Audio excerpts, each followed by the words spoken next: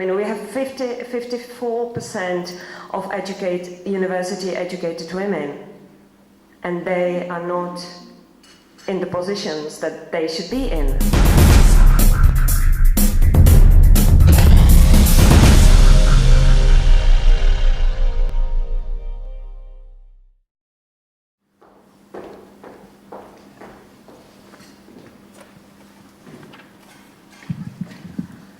I'm too short so that you cannot see me, but the most important thing is that you will hear me.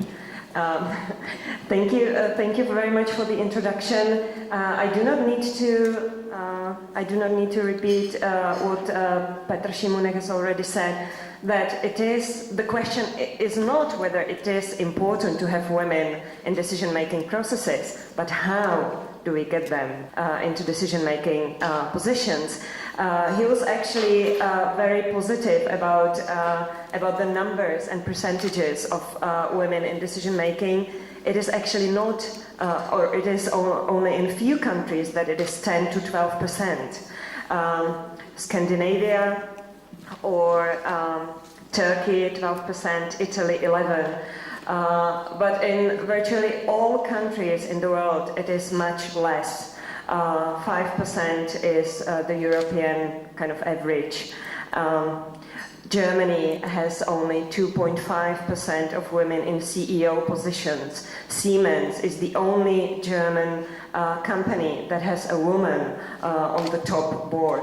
So the situation is really critical. And now we need to, I think we're all here to discuss how do we get women into decision-making positions, whether we adopt quotas, whether we adopt legislative quotas or just voluntary either company or party quotas, whether we adopt measures to harmonize work and family life, etc., etc. What I'm going to do today is actually talk about the quotas, because what seems to be the international experience is that voluntary measures do not work. In Norway, for example, when the discussion about introducing the law of 40% of women into boards was first discussed, the companies were objecting to this law. We do not have, there are not educated enough women. The quota law will only send token women into decision-making processes, etc., etc. These were the objections, and these are the objections in the Czech Republic too.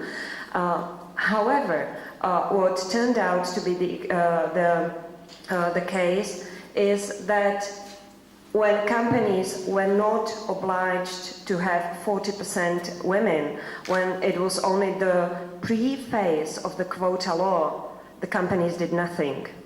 Nowadays, there are problems with the quota law, of course. In Norway, almost everywhere, there are token women in decision-making positions when there is the quota law. However, most parties and most companies try to do their best to encourage educated, competent women into decision-making positions because they want to make profit, because the parties want to attract voters. They want to run as best as they can.